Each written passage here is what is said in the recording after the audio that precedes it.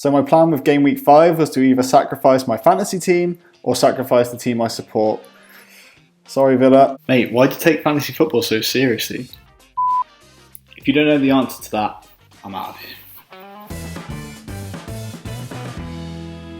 Yeah, so my big dilemma ahead of Game Week 5 was who to captain.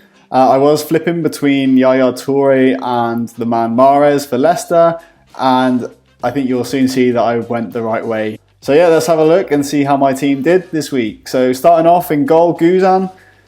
Yeah, quite unlucky, I guess. He did tease me a little bit, having the clean sheet points after 60 minutes. And then, yeah, it didn't go too well with the 3 goals conceded late on. Defence, very solid, I think I can say. With Kolarov getting the bonus points as well. Now, I didn't see the game, so I don't know exactly why Kolarov got those bonus points.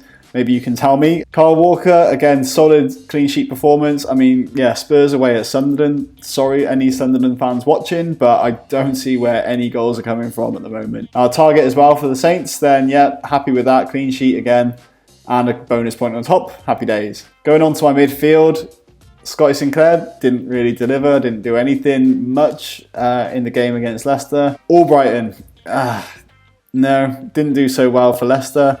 And I was very close to picking Benteke over Albrighton. But like I said in the intro, that I wanted to sacrifice either my fantasy team to get Villa to win or Villa to get my fantasy team to win as well. Pedro, where did he go? Yeah, I didn't actually watch all of the Chelsea game, but I've heard that Pedro was basically a bystander in the game and that Everton fully deserved their win. Now, if you can tell me what's going on at Chelsea, I'd love to know. Yeah, it's not going too well so far, so yeah, we'll see how Jose can kind of wriggle his way out of this bad patch of form. And moving on to Yaya, again, pretty bit disappointing. I'm pretty glad that I didn't pick him as my captain in the end. I'll get to my captain in a second. And then moving on to the strikers, I was again happy that I didn't captain Aguero. I know a lot of you did. So maybe comment below if you did, then yeah, let me know how bad that felt. So coming up for the 1 point, and now he's potentially injured as well for next week. I know he's going to miss the Champions League. Not too sure yet if he's going to be playing next week. Now I do actually have 2 free transfers. So I'm thinking that Aguero and Costa, again, useless. I think those are the 2 that I'm going to flag as potential transfers out for next week.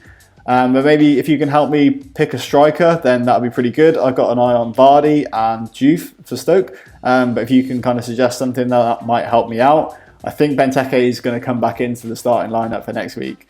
That's pretty much the obvious move. And on the bench, nothing really happened. McCarthy obviously conceding late on for Palace. Martin and Gomez both conceded, so no clean sheet points on the bench there.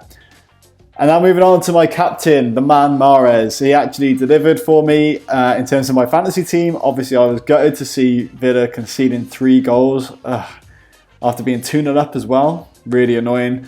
But Mahrez was absolutely awesome, I thought. He was so good. Yeah, obviously set up 2 of the goals, so the 2 assists that he got. And I think he created basically the second goal or the other goal as well. He didn't get the assist, but he did basically split Villa apart and ended up setting up or teeing up Drinkwater, who set up Vardy. So yeah, he's got a lot of talent, this boy. I mean, I'm going to stick with him. Now, people may have suggested that he was a bit of a bandwagon player, that, you know, he can't keep it up as well. But I mean, looking at him, this was really the first chance I got to look at him for 90 minutes.